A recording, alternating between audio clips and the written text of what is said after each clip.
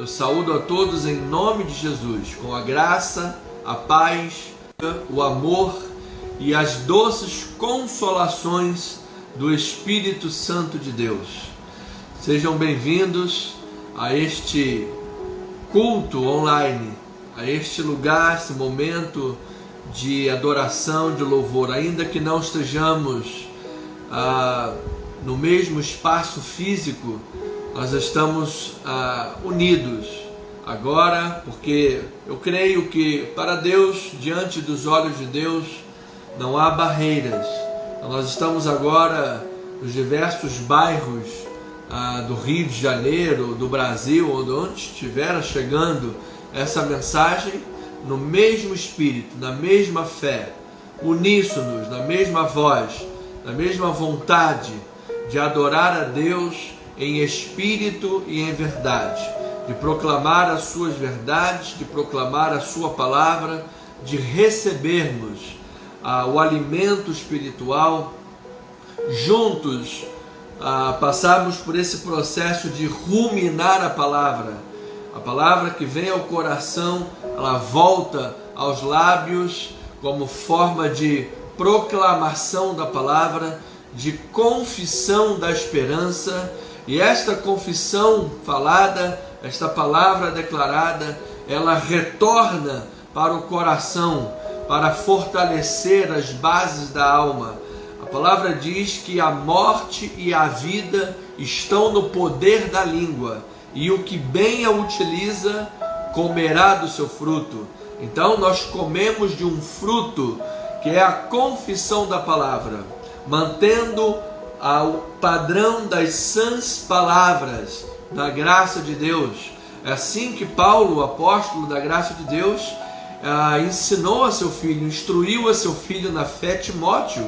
Ele disse: meu filho, mantenha o padrão das sãs palavras, por mais que hajam dificuldades, lutas, por mais que o mundo espiritual trabalhe contra, por mais que os dardos inflamados sejam lançados, os sofismas sejam jogados, trabalhados, a forma de você guerrear, de você vencer, de você permanecer inabalável, uma delas é através da confissão da palavra. Quando nós temos uma confissão saudável, quando temos uma confissão em linha com a palavra de Deus, nós comemos deste fruto, nosso coração se farta destas verdades e diz que a morte e a vida estão no poder da língua. Então, eu quero que você aprenda a utilizar bem a sua língua, você aprenda a utilizar bem o poder que está na sua confissão, você aprenda a utilizar este poder que está à disposição da Igreja de Cristo, porque quando nós estamos proclamando verdades, quando nós estamos em oração, quando nós estamos em confissão, no mundo espiritual isso é como uma trombeta. A palavra diz: como os exércitos se prepararão para a guerra se a trombeta tiver um som incerto? Então nós precisamos ter um sonido claro, nós precisamos de soar a trombeta de Deus. A nossa língua, a nossa boca é uma trombeta espiritual, e quando nós estamos proclamando com um sonido bíblico, com a voz de Deus, certamente os anjos de Deus trabalham a nosso favor, porque os anjos obedecem a palavra. O mundo espiritual inteiro se move por causa de uma palavra, por causa da confissão bíblica. Então, meu amado, minha amada, Paulo disse: eu criei, por isso eu falei. Nós cremos, por isso nós falamos. Tiago disse: muito vale por sua eficácia a súplica do justo. Davi disse: enquanto me calei acerca dos meus pecados, os meus ossos se envelheceram, a minha vida se tornou sequidão e estio. Então, amado, não permita que nesta guerra espiritual o mundo leve vantagem, o adversário leve vantagem através de uma má confissão ou através do seu silêncio. O grande pastor Martin Luther King disse: eu não tenho medo do grito dos poderosos ou da ameaça dos violentos. A única coisa que eu tenho medo é do silêncio dos bons. Porque quando os bons silenciam, o mal avança. Quando os bons silenciam, as trevas avançam. Quando os bons ficam em silêncio, o inimigo ganha terreno. Então não vamos ficar em silêncio. Não vamos aceitar um nó na garganta. Não vamos aceitar um espírito de covardia, de medo, de intimidação. Aquilo que eu creio, eu falo. Aquilo que está no coração, a boca fala. Aquilo que está na minha mente em Cristo Jesus, eu vou declarar, eu vou profetizar. Eu estou absolutamente certo, amado, em Cristo Jesus, que esta boa confissão da palavra vai produzir vida, vai produzir bons frutos, vai produzir esperança renovada, vai gerar libertação aos cativos, vai curar feridas. Pessoas que têm vivido doentes, uma vida doentia, pessoas que têm guardado tudo para si, medos, temores, intimidações, mágoas, falta de perdão, sentimento de culpa, solidão, impotência, e a pessoa fica guardando. As estatísticas dizem que mais de 50% das doenças totais são psicossomáticas. É de tanta pessoa guardar, isso depois se manifesta numa doença física.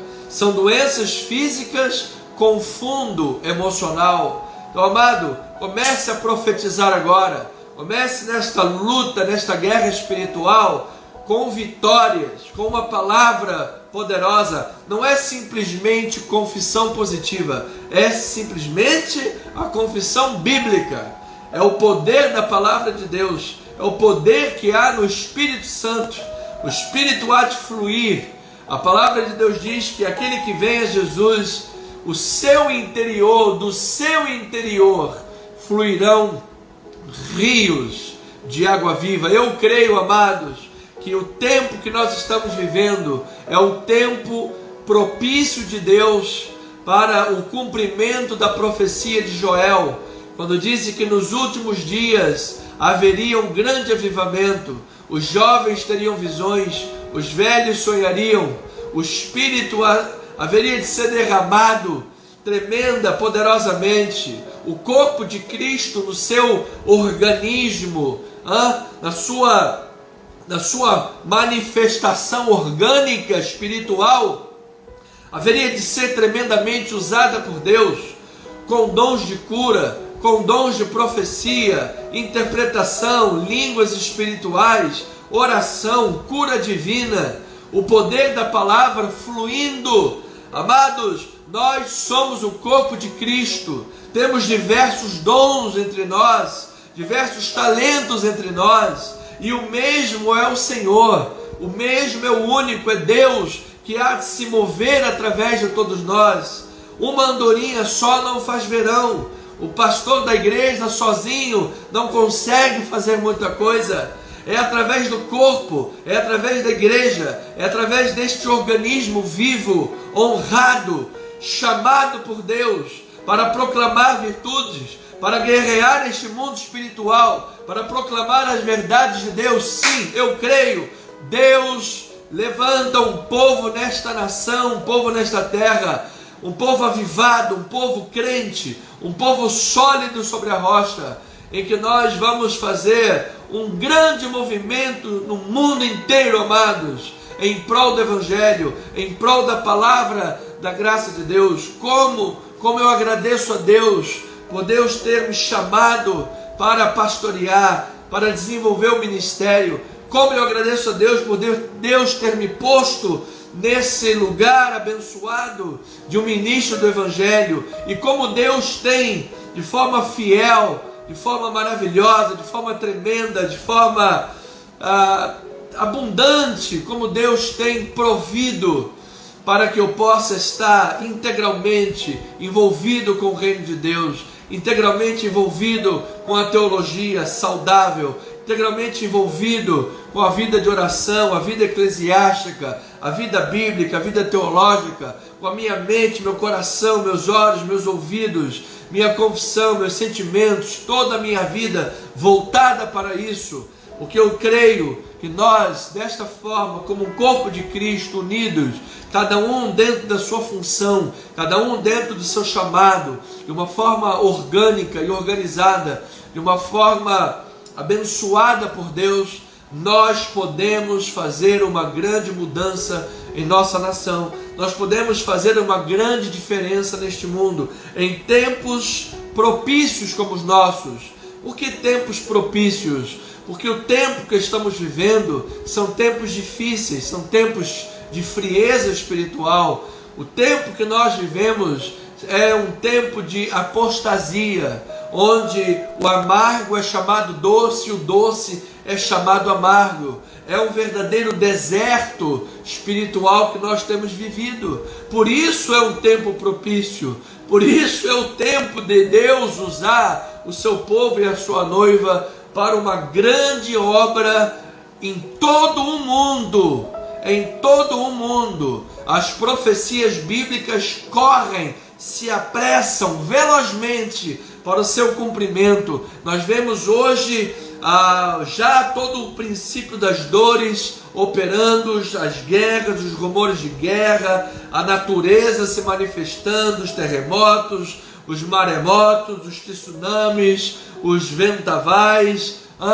Nós vemos todo o mover da apostasia, da questão moral, ética, integridade, se manifestando à volta do mundo, questões políticas, a cristofobia, a perseguição. Olha, são muitos campos epistemológicos dos quais poderíamos partir para abordar a escatologia, a questão dos últimos tempos e dizer sobre a breve volta de Cristo Jesus e como o tempo é propício para que você seja usado por Deus, para que tua família seja uma bênção nesta terra, para que tua vida seja um grande testemunho da glória de Deus. Eu quero usar uma passagem bíblica, fazendo a leitura de uma passagem que está em Isaías, no capítulo 44, no versículo 3, ele diz assim, o profeta: porque derramarei água sobre o sedento,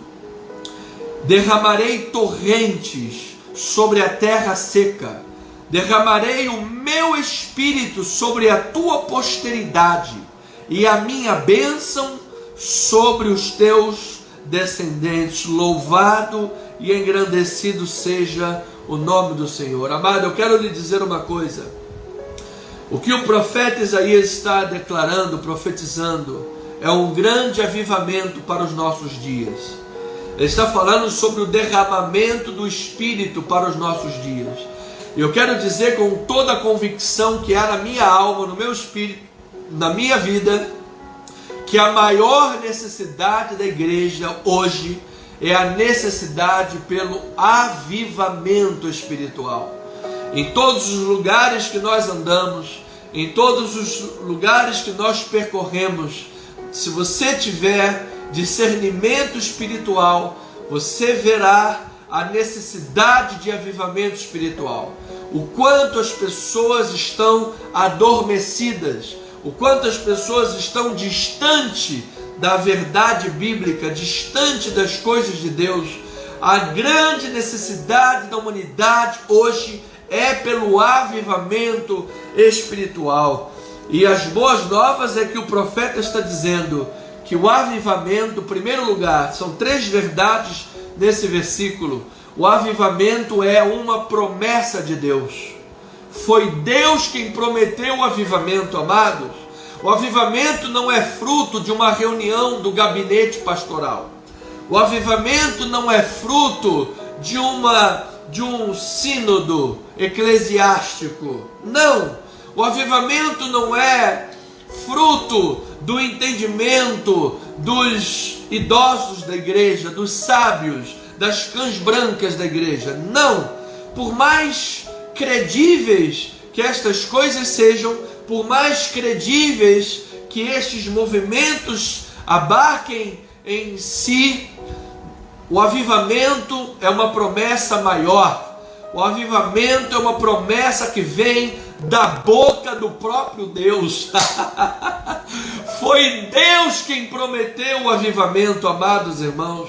Foi Deus quem prometeu, e Deus não é homem para mentir, nem filho do homem para se arrepender. A palavra de Deus não pode voltar atrás, a palavra de Deus não pode mentir, a palavra de Deus não pode ser derrotada. Aquilo que Deus prometeu, Ele cumpre. Aquilo que Deus falou, isso sucederá. Então, amada igreja, Deus prometeu o avivamento. Louvado seja o nome do Senhor. A segunda verdade desta passagem bíblica é que o avivamento é uma necessidade, porque ele diz: eu derramarei como torrentes em terras secas.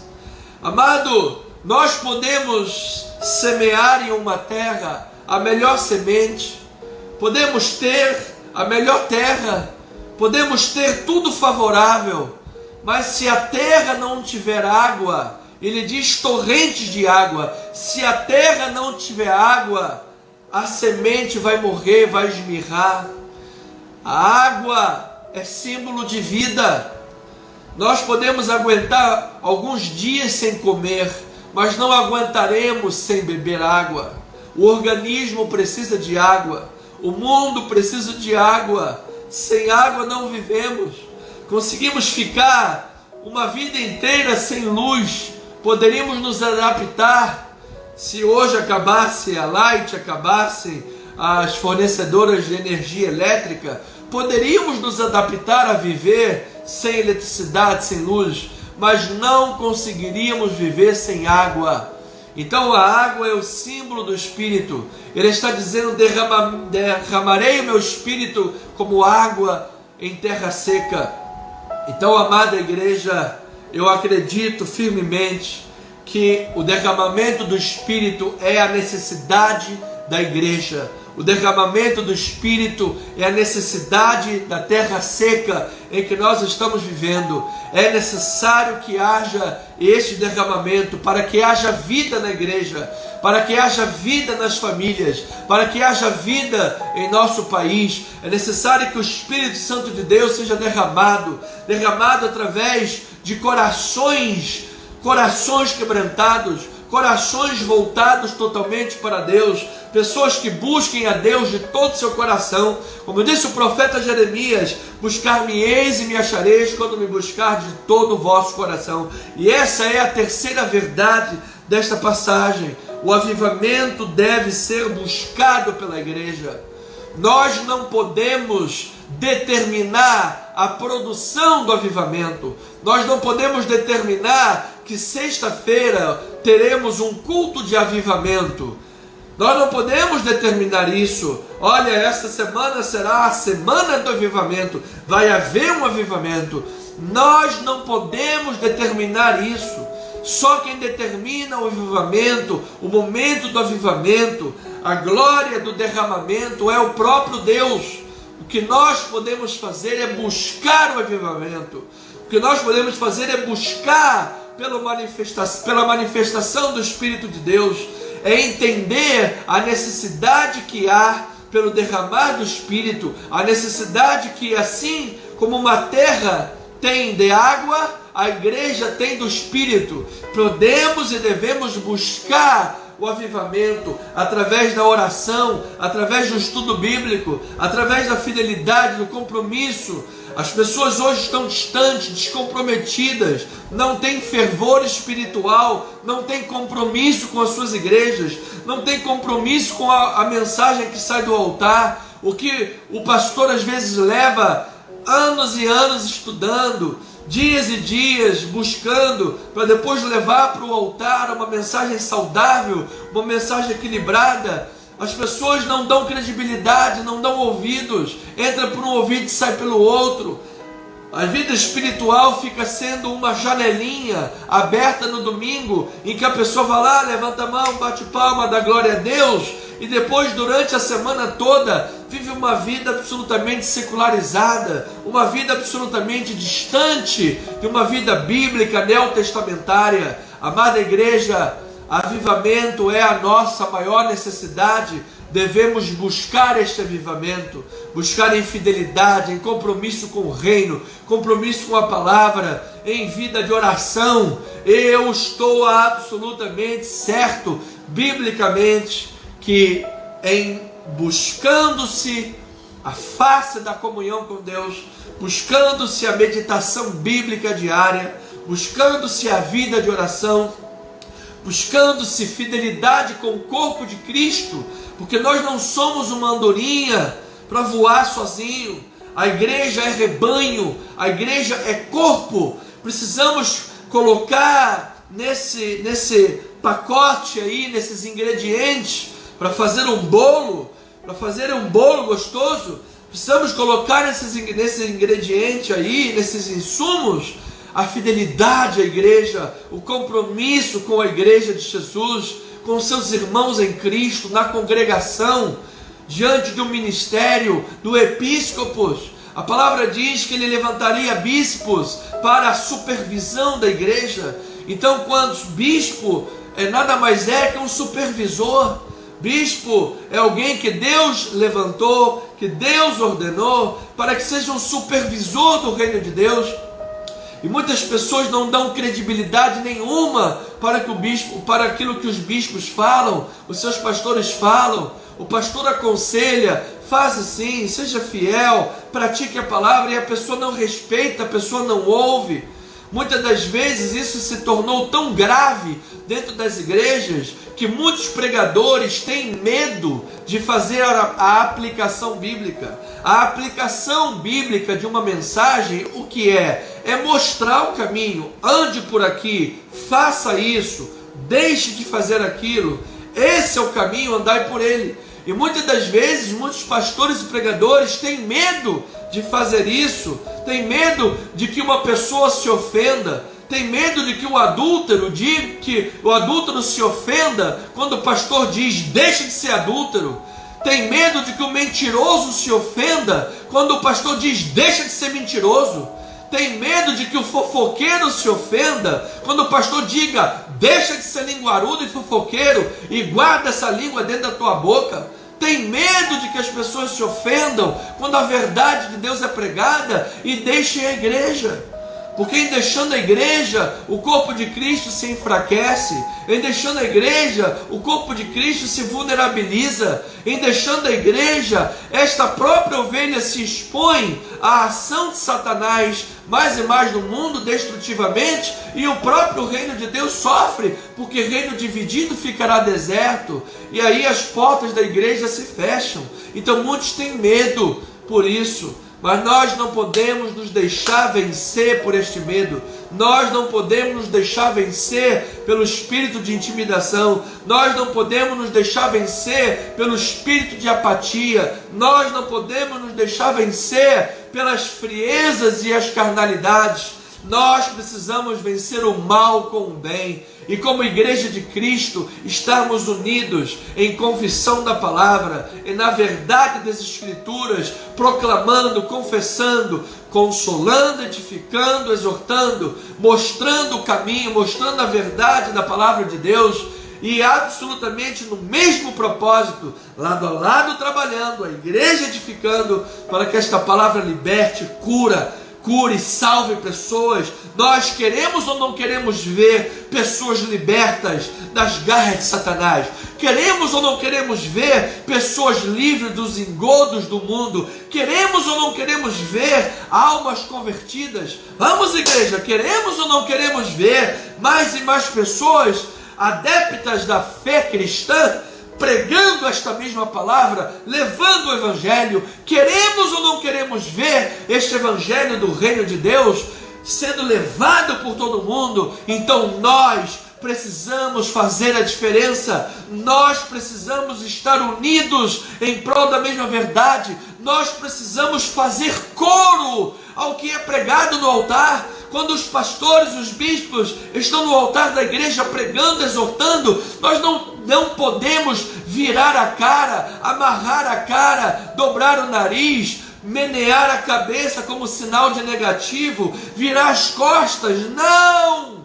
Nós precisamos ter submissão e obediência, não por reverência ao homem em si, não por reverência à carne de homem nenhum, mas por reverência à palavra de Deus. Se nós cremos que a palavra de Deus é a verdade, se nós cremos que Deus usa pessoas por intermédio da pregação da sua palavra, precisamos fazer coro com estas vozes, porque, amada igreja, o diabo não brinca de ser diabo, o reino das trevas não brinca, o inimigo não está brincando de ser inimigo, ele está avançando cada dia mais.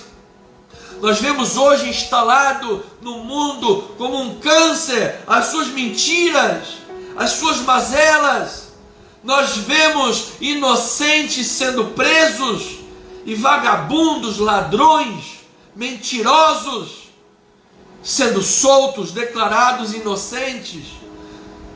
Nós vemos injustiça se tornando normal nesse mundo e as pessoas aplaudindo Satanás. Essa é a hora de buscarmos o avivamento. Esta é a hora de buscarmos a face de Deus. Essa é a hora, minha amada igreja, meus amados irmãos, de estarmos diante do trono para que esta palavra do reino alcance as pessoas, liberte, cure, sare, salve pessoas, transforme vidas, transforme corações, transforme realidades. E este evangelho do reino seja proclamado em o nome de Cristo Jesus. Antes da mensagem, vamos orar a Deus, vamos buscar esse avivamento. Avivamento é uma promessa de Deus, avivamento é a maior necessidade da igreja. Avivamento deve ser buscado pela igreja.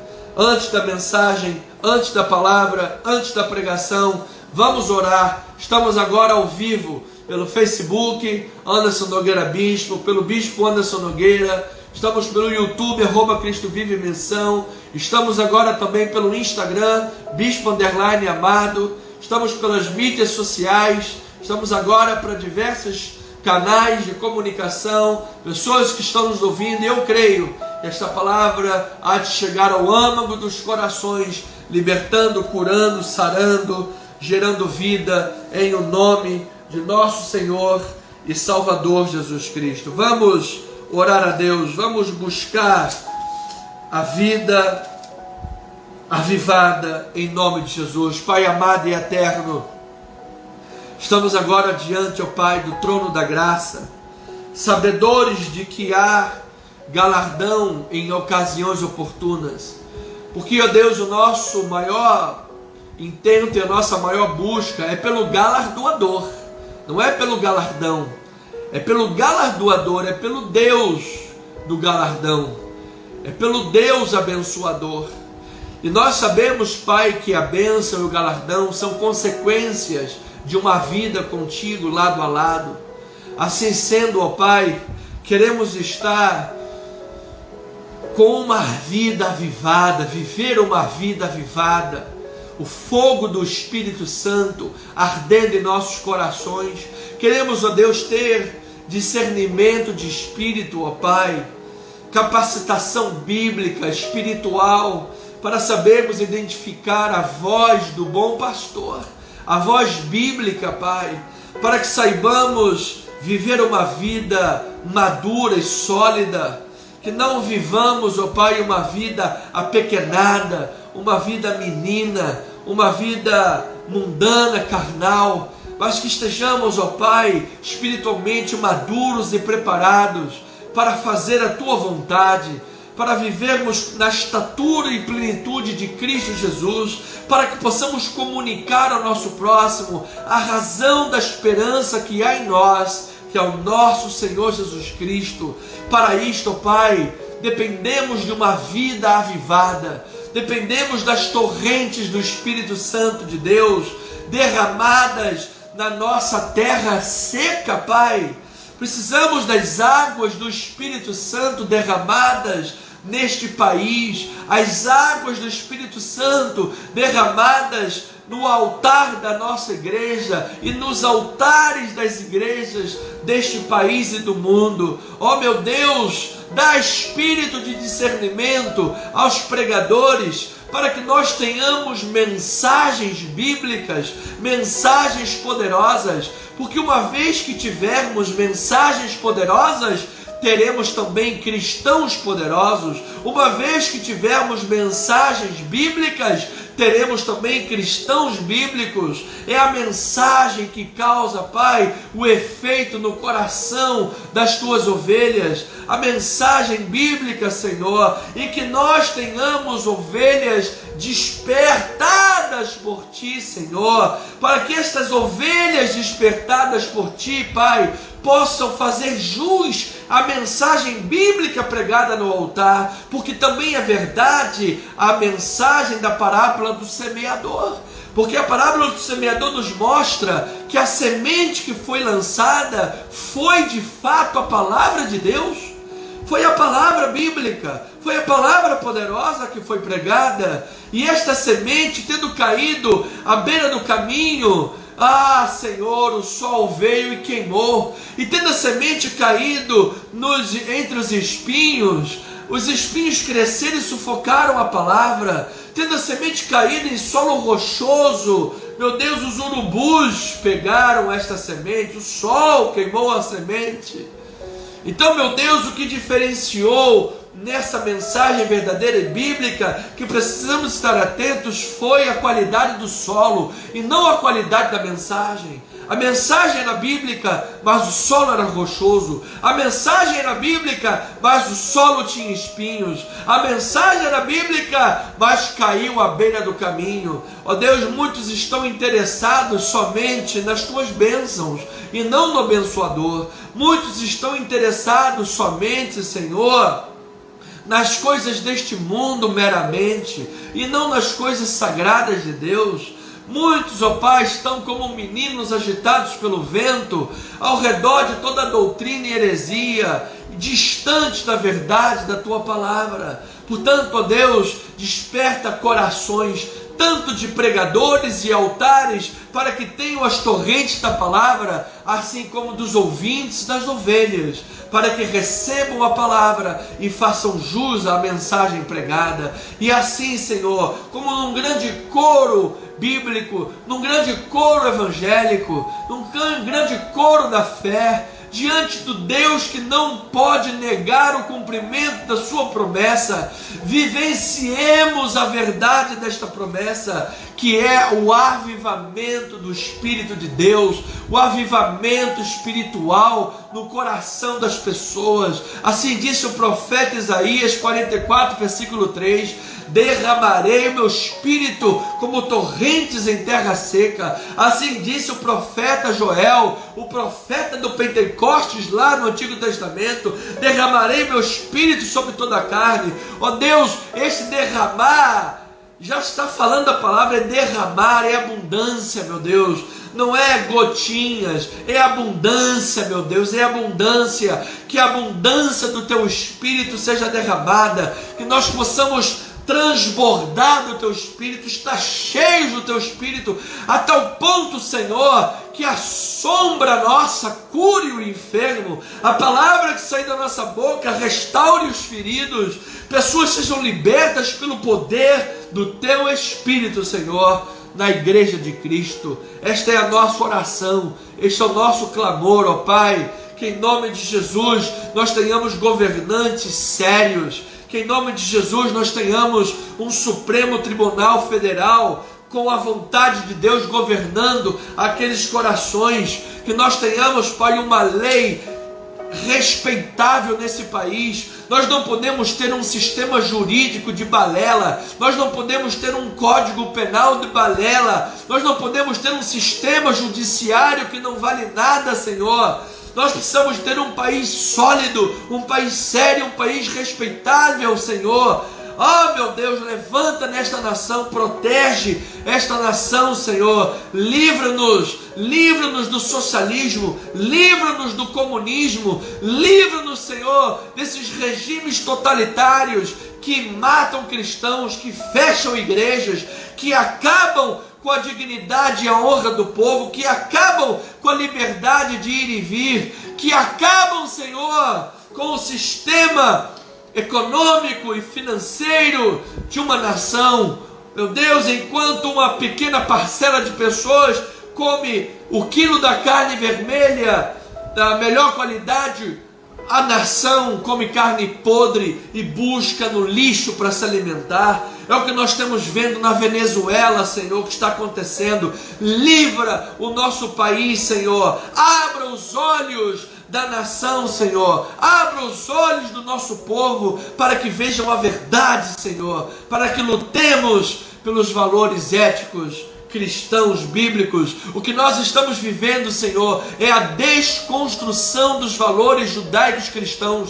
Estão querendo cancelar os valores cristãos, estão querendo cancelar os valores judaicos cristãos. Estamos vendo um grande cancelamento da cultura fundante ocidental. Estamos vivendo um grande cancelamento, uma grande mudança. Estão querendo deixar o cristianismo para trás, estão querendo inaugurar uma era pós-cristã, estão querendo acabar com as igrejas, estão querendo acabar com os pastores, estão querendo acabar com a fé, estão querendo deixar isto de lado, jogar para trás.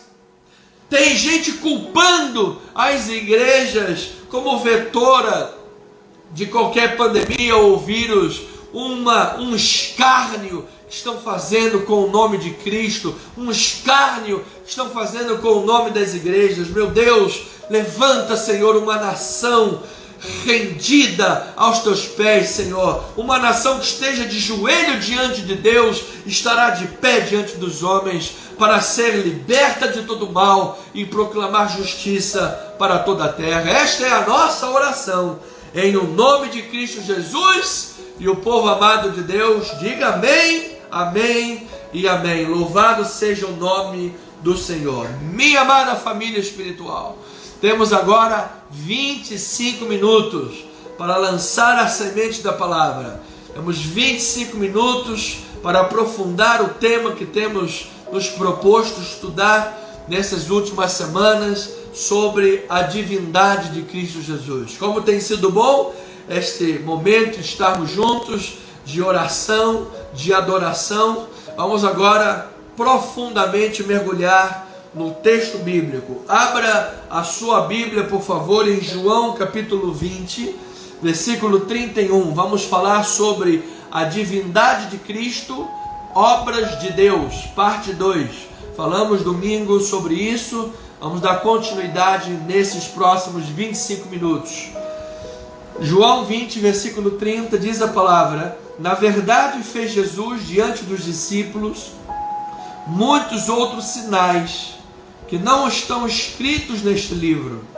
Estes, porém, foram registrados para que creiais que Jesus Cristo, o Filho de Deus, e para que crendo Jesus é o Cristo, Filho de Deus, e para que crendo tenhais vida em seu nome. Que esta palavra chegue ao âmago do teu coração, gere fé, gere vida, gere abundância espiritual, força e vitalidade na tua vida espiritual. É assim que nós oramos em nome de Jesus. Amém e amém.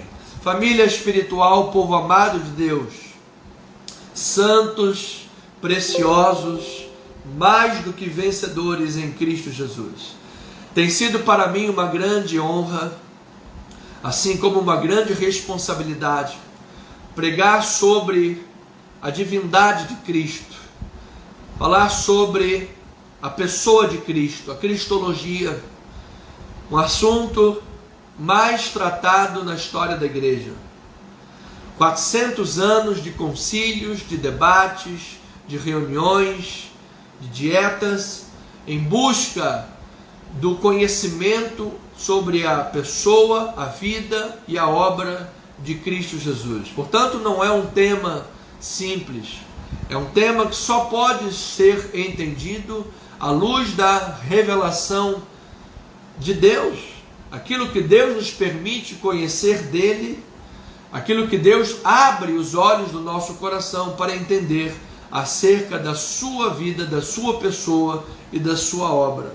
Então, a última máxima expressão que usamos no domingo próximo passado foi quando Jesus disse aos seus discípulos em João 11: na hora em que vocês verem o que eu vou fazer, irão reconhecer e crer que só Deus é capaz de fazer isso.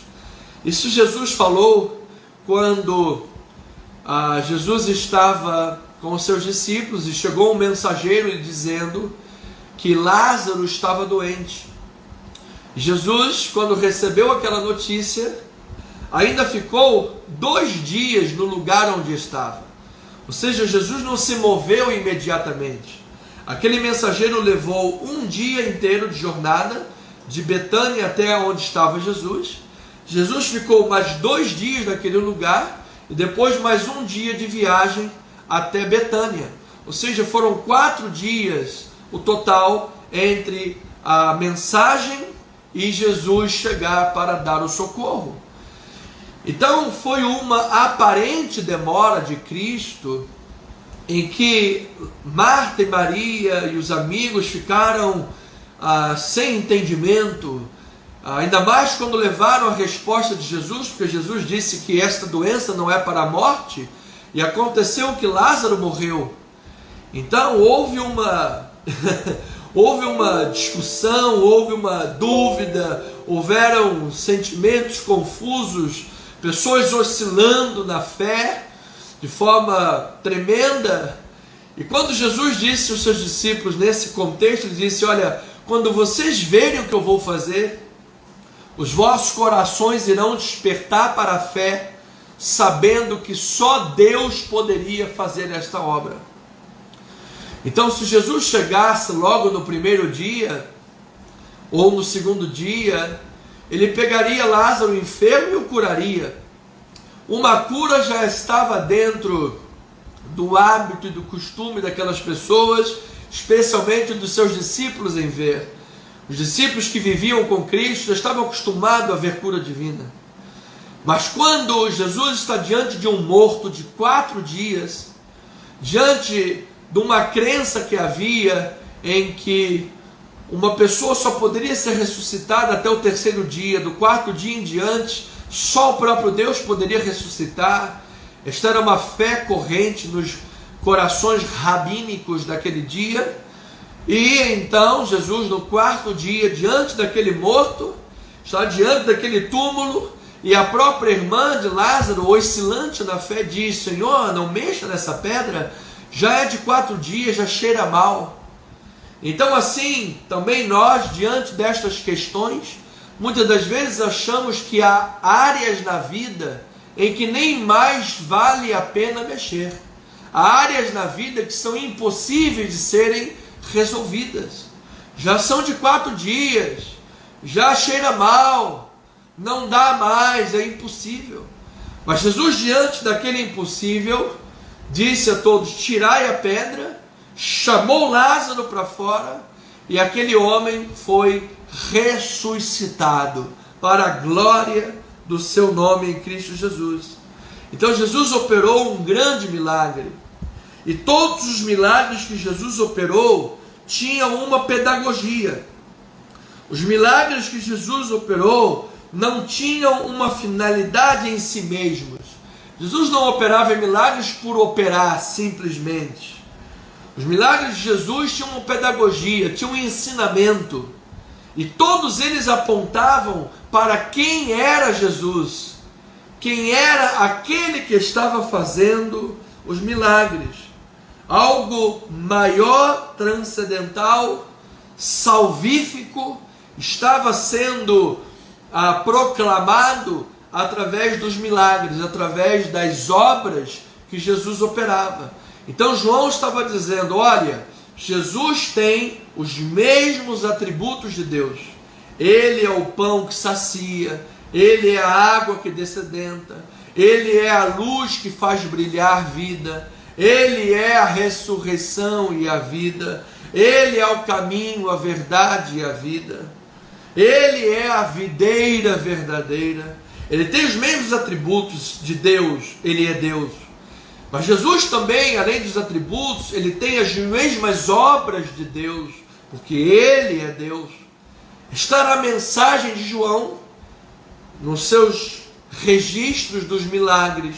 Esta era a mensagem dos próprios milagres. Então, esses milagres, João os correlacionou, mostrando que os milagres e as obras de Jesus estavam correlacionadas.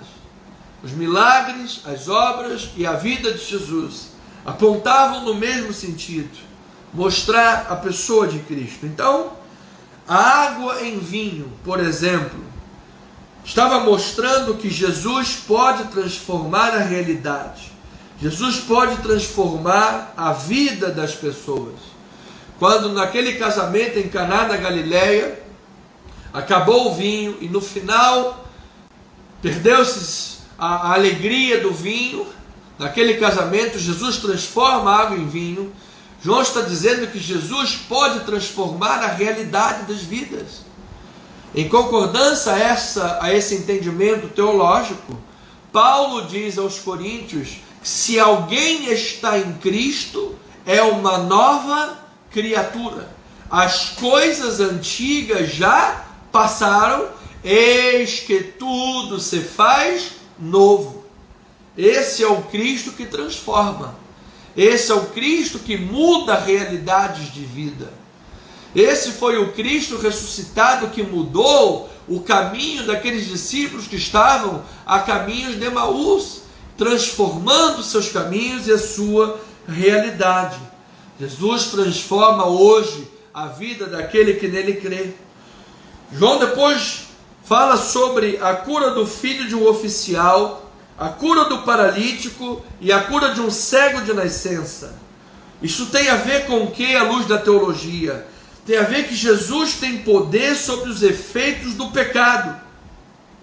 Uma vez que a doença, em primeira instância, é resultado do pecado original, em primeiro lugar. O pecado gerou a morte. Através da desobediência de Adão entrou o pecado, e através do pecado entrou a morte. Então, quando a morte gera o pecado,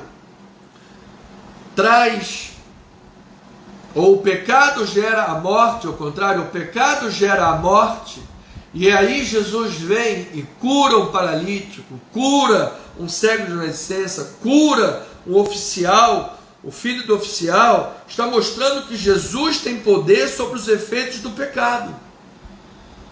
Quando João diz assim, eis o Cordeiro de Deus que tira o pecado do mundo.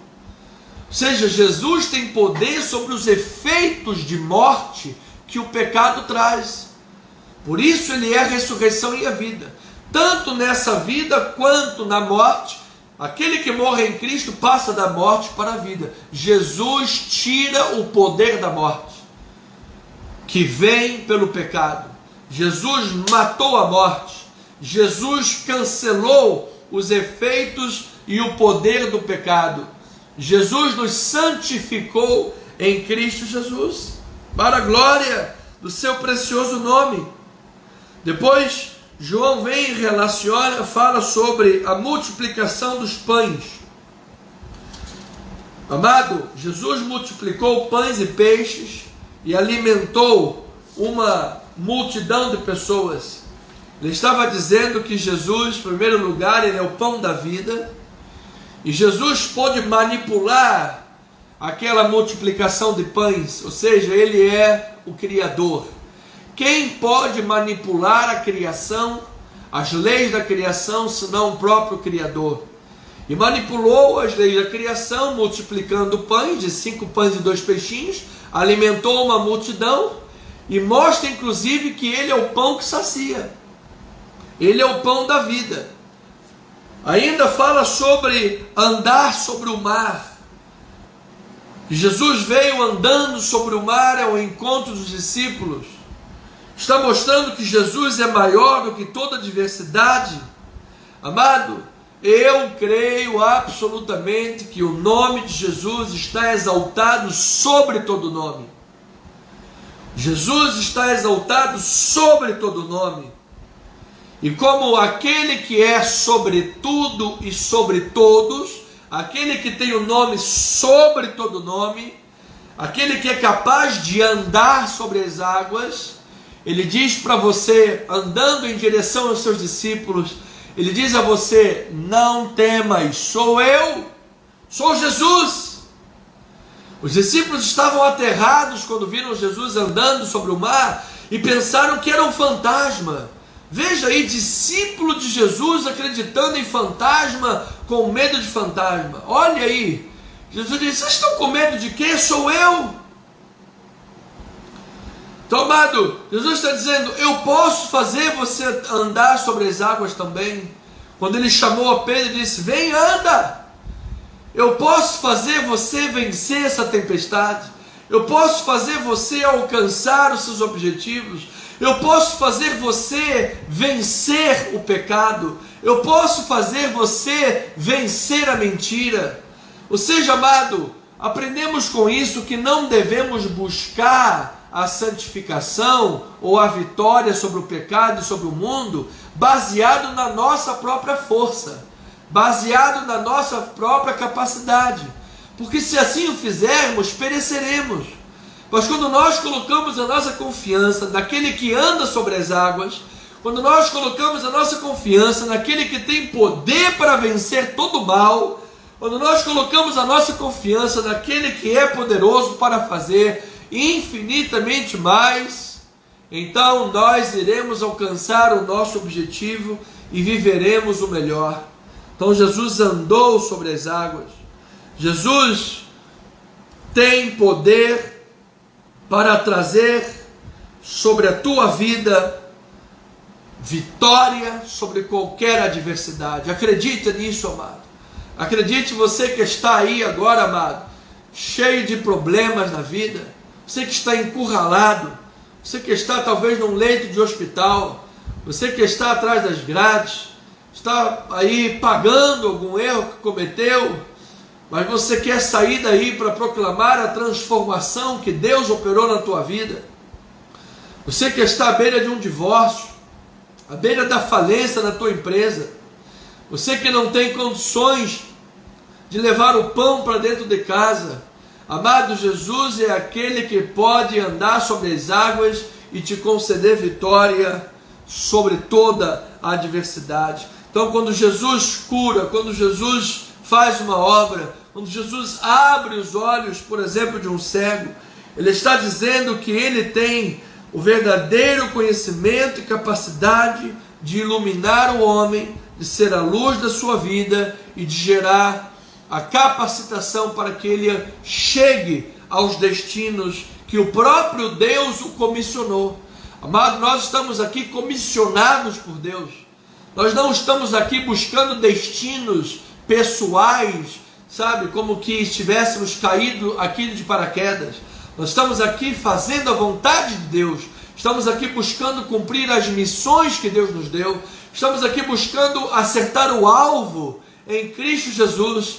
E nesta jornada, o próprio Jesus te dará vitória. E nesta jornada, o próprio Jesus te capacitará. Como Paulo aos Coríntios diz que o Deus deste século cegou os entendimentos dos incrédulos, mas que Cristo Jesus retira os véus quando o Evangelho é pregado.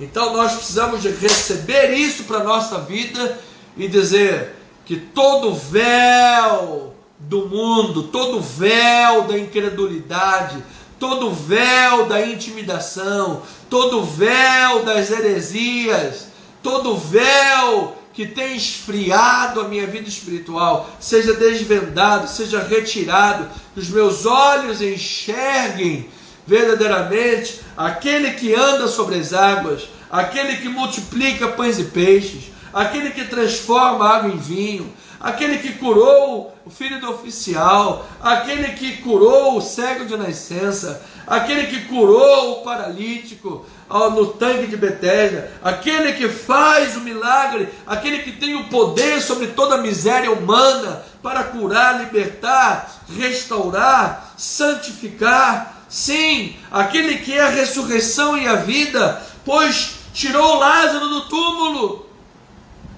Ele traz vitória e triunfo total sobre os efeitos do pecado na minha vida e na tua vida.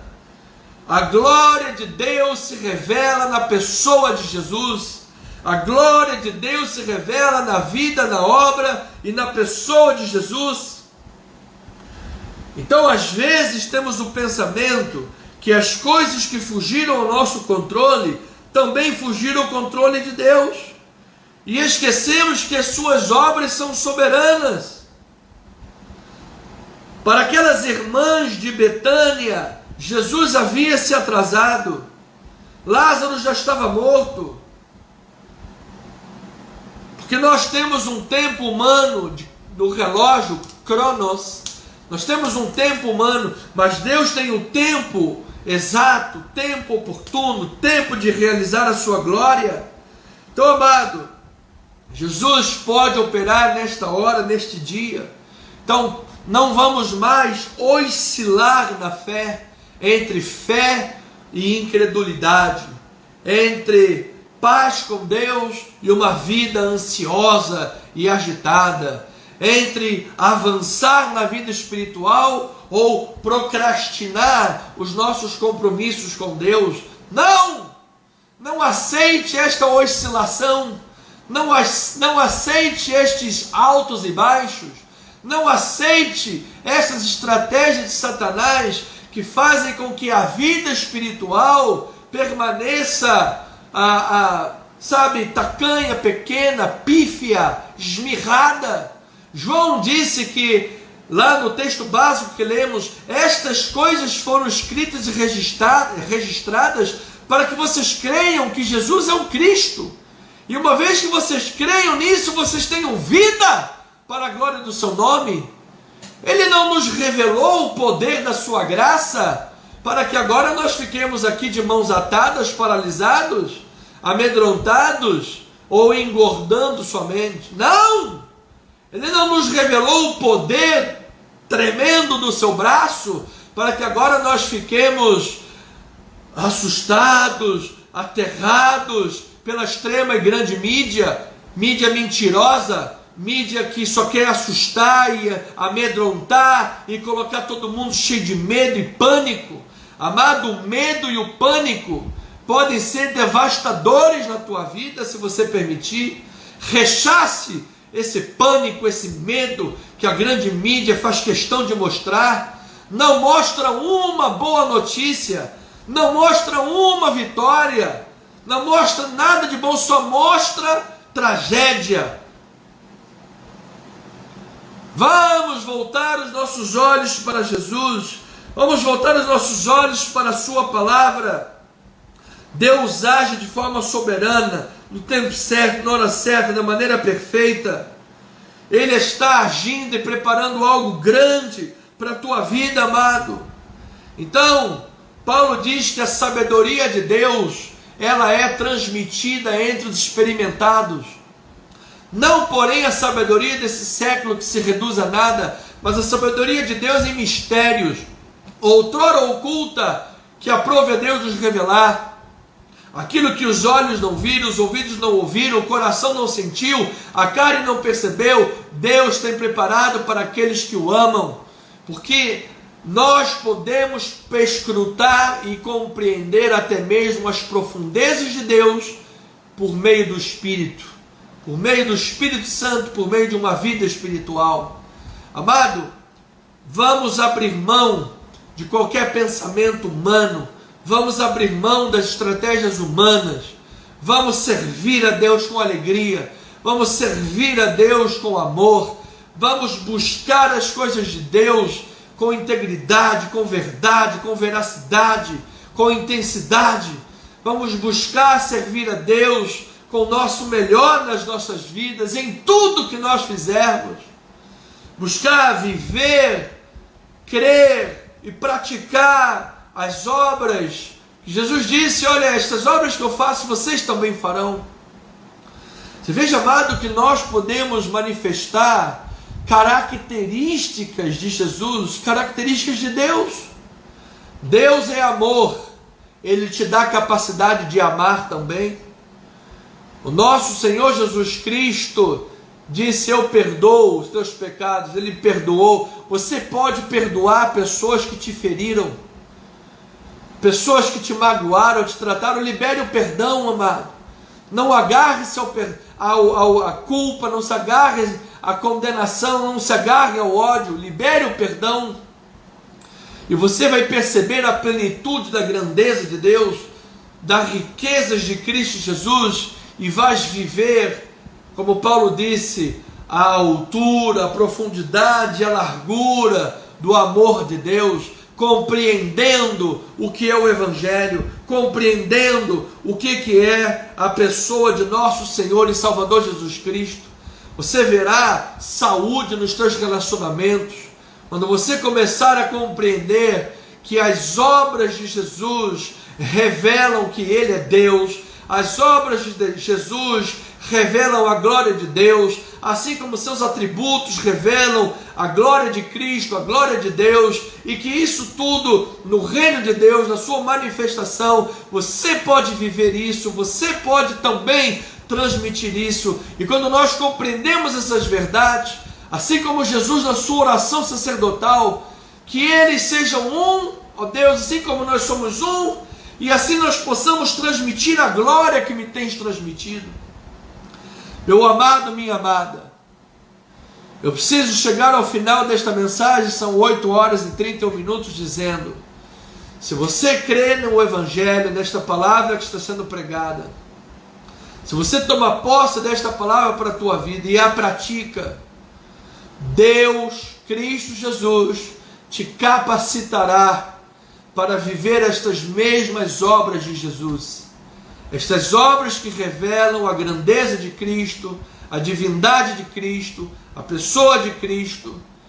Você, como um cristão, você, como um pequeno Cristo, também manifestará o amor de Deus na tua vida, manifestará a capacidade de perdoar as pessoas que te feriram, que te machucaram, será capaz de liberar esses sentimentos que às vezes ficam presos no coração.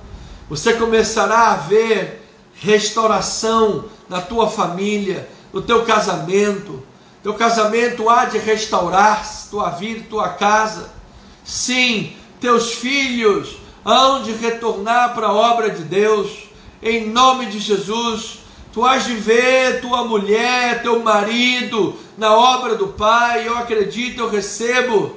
Nós veremos o nosso meio, onde nós estivermos, um ambiente saudável, um ambiente de paz, um ambiente de unidade, um ambiente de amor. Nós viveremos como pequenos cristos, levando estas obras de Deus. Afinal, Deus quer te usar, Deus tem propósitos com a tua vida. As pessoas, quando olharem para nós, verão Cristo em nós, e Cristo em nós é a esperança da glória, e ao verem as obras de Cristo em nós, irão glorificar o nome de Deus, irão glorificar o nome de Jesus, irão glorificar o Pai, irão glorificar o nome de Jesus.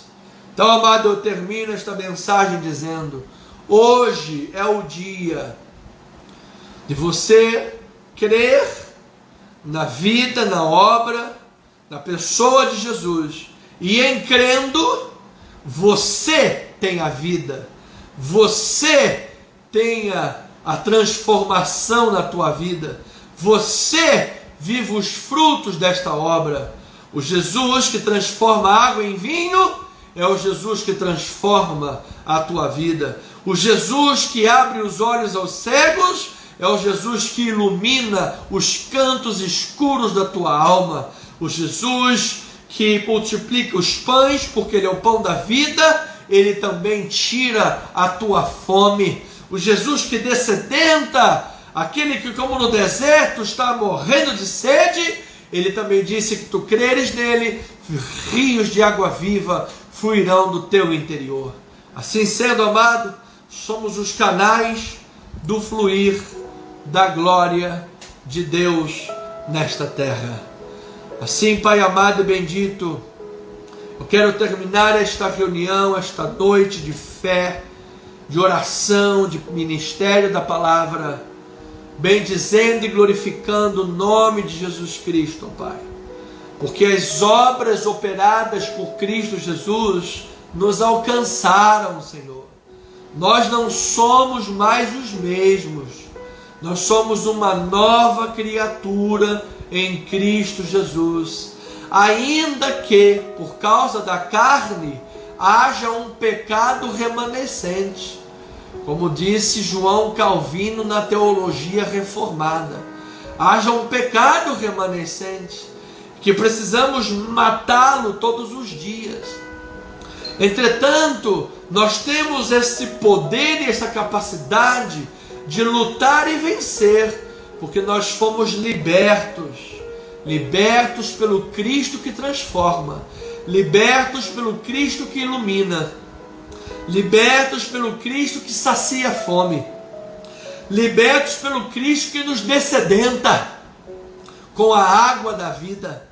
Sim, Senhor amado, que possamos transmitir a glória do Teu nome, que possamos transmitir a glória de Deus com fervor de espíritos, com compromisso com a Tua obra, Senhor.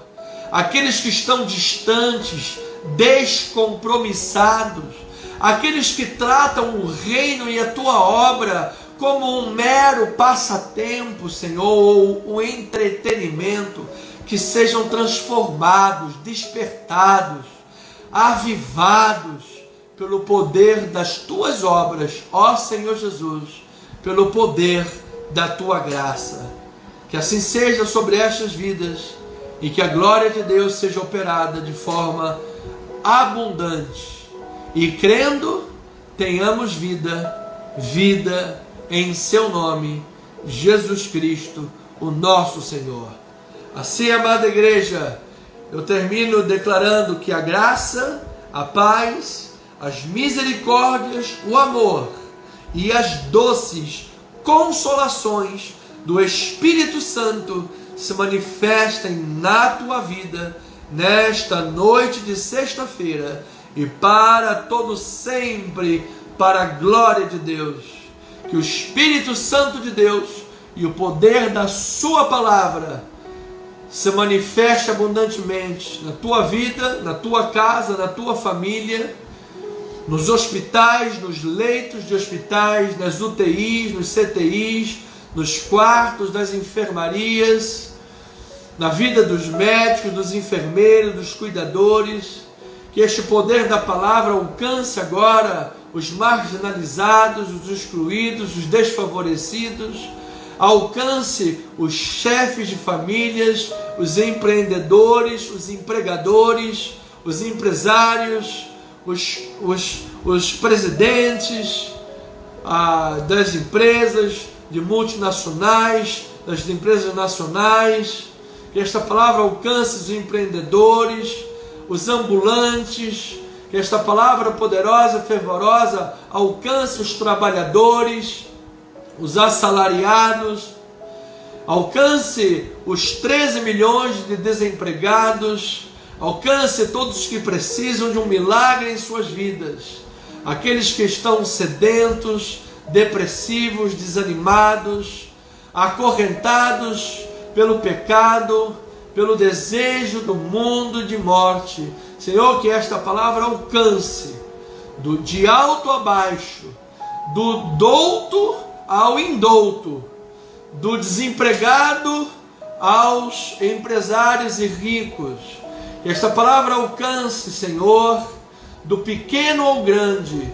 Todos, ó Pai, todos somos carentes da Tua graça. Que hajam conversões, Senhor. que pessoas te conheçam, sejam convertidas, Pai. Ó Deus, que aqueles que nos ouvem e que nos odeiam sejam tocados pelo teu amor. Aqueles que nos perseguem, Senhor, tenham um encontro com a tua graça, meu Pai. Que a tua graça alcance estas vidas, Pai, para que assim como aconteceu com Saulo de Tarso, aquele perseguidor da igreja, que teve um encontro com Jesus e transformou-se no maior bandeirante do Evangelho do Novo Testamento, que aconteça na nossa geração, ó Pai. Aqueles que têm perseguido a igreja sejam convertidos, Pai, que te conheçam. Ó Pai, quiçá tu possas converter e transformar o senhor Lula. Senhor, que tu convertas aquele coração, Senhor, transforme aquela vida. Que tu convertas o coração e transforme, Senhor, toda essa gente da extrema esquerda, Pai, que tem semeado discórdia no país. Que tu convertas, meu Pai, aquelas pessoal do judiciário, os ministros do STF, do judiciário e de outros departamentos do nosso país que não te conhecem, que tu os converta, Pai. Que eles tenham um encontro com a tua graça, Senhor. Que eles tenham um encontro com o teu amor. Que eles possam ver Cristo Jesus transformar as suas vidas, Pai. Que eles possam ter um encontro com o amor de Jesus Cristo de forma abundante, Pai. Uma nova experiência. Eu sei que muitos deles dizem que tem Jesus. Eu sei que muitos deles dizem que tem Deus no coração. Então, ó Deus, mostra-lhes uma nova experiência. Mostra-lhes, Senhor, uma experiência bíblica, uma experiência evangélica e poderosa, Pai.